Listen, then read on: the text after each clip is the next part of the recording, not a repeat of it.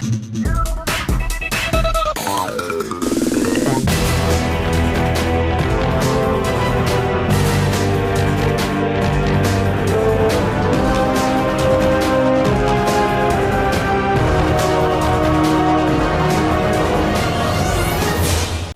up YouTube, Dal here from Zephyr War Games, and today I'm going to bring you a video in regards to buy or not to buy the brand new Hidden Arsenal Series 1 collection, which is due out in 2 days time in the UK. I believe it is the 10th and the 11th of March between the European TCG and American TCG. So what is this mini set? Well, this mini set contains, I believe, 3 mini packs plus 1 secret rare and a collectible dice, along with some other bits as well. So they retail anywhere between £11 up to £15 in the UK, and then you're probably looking at around about 18 US dollars. So what do we get within this? Well, we're going to get back the rarity of dual terminals. Now, for those of you that are newer to the game or are not familiar with dual terminal, it is a rarity quite like anything other, where you have a ultra rare card or a common card with a star foiling layer on top. Now, they do get common versions within this set as well, so you will be able to guarantee per pack 2 ultra rare versions of a dual terminal card and a common dual terminal as well. So, what of those cards are worth picking up? Ultimately, none. I mean, I know it's a bit of a shake, but there's not really any meta-defining cards. This is a legacy set. Unlike previous stuff like the Legendary Duelist, where you were able to get cards for your Red Eyes deck, for your Blue Eyes deck, for your anime protagonist decks, this one's kind of a little bit more left field, and this one is basically trying to reprint some of the older cards, especially stuff like the Dragoonity cards that we now have even like a year later, because we've got Ghosts from the Past. This set was supposed to come out last year, but it's been heavily delayed. Other than that as well, the only other really kind of cool aspects of it are some of the cards, if you like the dual terminal rarity, look really kind of cool. So you can get something like Mystical Space Typhoon, you can get stuff like Flame Wingman, and you can also get stuff like Book of Moon. Now, they do look cool if you are a fan of the dual terminal kind of printings, but if you don't care about that at all, there's no need to pick it up. It will be good for the older formats that Konami are kind of promoting. Obviously, they have officially come out and said, you know, we're going to start doing tournaments for all of the old formats. Stuff like Go, stuff like, not Highlander, but stuff like the older generations of it is Duelist Alliance as well. So it allows you to play older decks, which is a lot easier because some of the older cards were very expensive. The only issue is there is no real new support, there is no real meta-defining changes, and there's no reprint of cards that will affect the meta.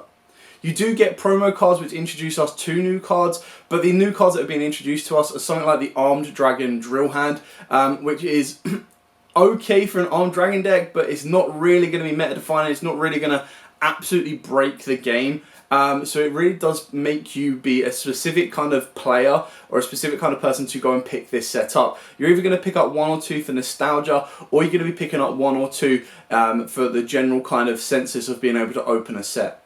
In regards to the individual cards themselves, I can't see there being mass amounts of prices. Now what I mean by that is even when you look at like a dual terminal Trishula, Brionac, you're pretty much looking at reprints of what was already a dual terminal. So the original collectors will want the original prints. For us, you're kind of like going, well, I don't own a Trish, let's get a dual terminal Trish. If you don't like the look of a dual terminal, you're not going to pick it up. The other selling point of this set are, of course, the collectible dice. Now, I believe there are 5 collectible dice, but if you actually look really, really closely on Lithium's video, he seems to pull a 6th dice.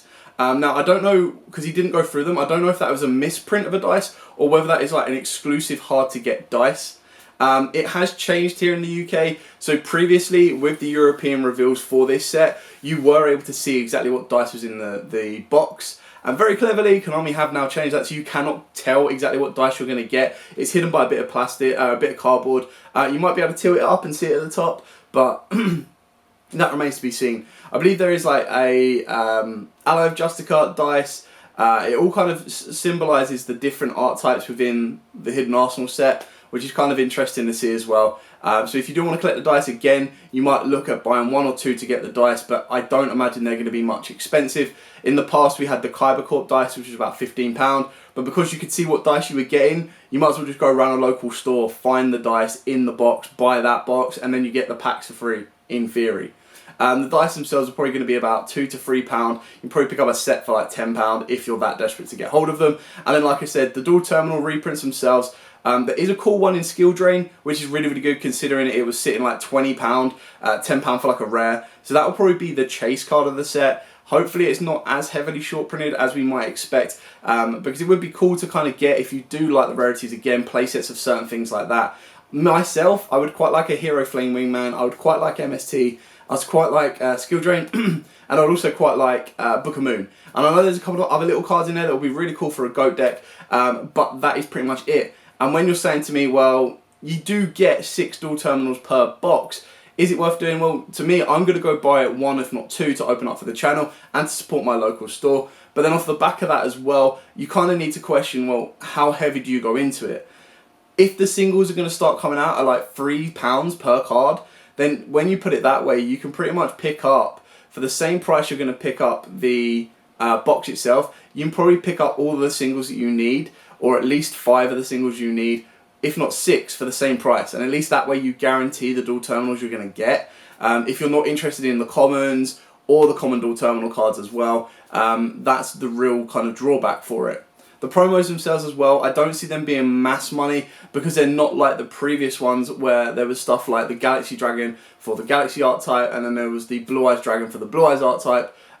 They kind of ended up settling around £10 to £15. So again, it's kind of one of the ones where if you can see the promo, great, you might go, right, well, I'll buy that specific one because it's got the great combination of the promo and the dice, so that even if my packs aren't great, I still get exactly what I want. I've opened up a bit of product and I've been able to support my local environment as well.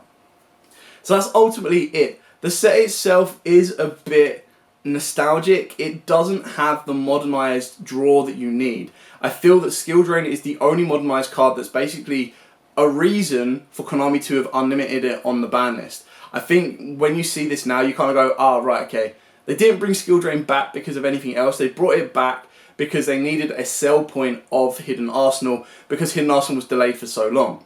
You also got to make yourself think as well that considering Hidden Arsenal was delayed from last year, December time, like, was that their major plan, or have they just added in Skill Drain right at the last minute to say, right, okay, we got to put something in here, let's go. I doubt that. I think that they put the ban list in effect, like they already know what they're going to change, and they might add 1 or 2 cards right to the last minute. But I'd like to think that when they're doing those changes on the ban list, they're thinking of, okay, cool, what is the next product we could do to reprint these old cards? They did it when they brought off the Dragon Quick Play spell that lets you draw cards equal to the number of dragons attributed, stuff like that. So they kind of look at the next place that they can then reprint these particular cards in order to make them accessible for you guys at home. It is going to be very, very interesting to kind of see what the sales kind of happens from the back of Hidden Arsenal. But when we're boiling it down to whether you should buy it or not to buy it, again, sadly, it comes down to that bottom line of, I highly recommend supporting your local environment. I would highly recommend going and buying 1. If you can see the dice and you can see the promo, even better, you get to cherry pick exactly what you want.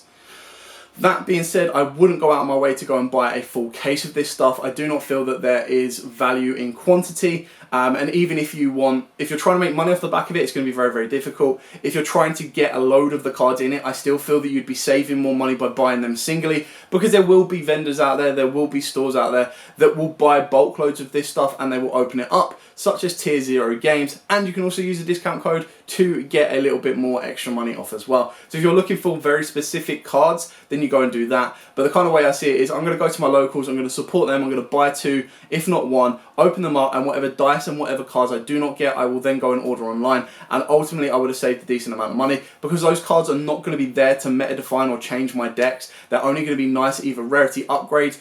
But the fact that I quite like the dual terminals as a foil, like, I think the commons look terrible, but that's just me. I feel that the ultra rares kind of look good, and they're one of the ones where when you get them and see them, you'll be like, right, okay, yeah, it doesn't look as bad.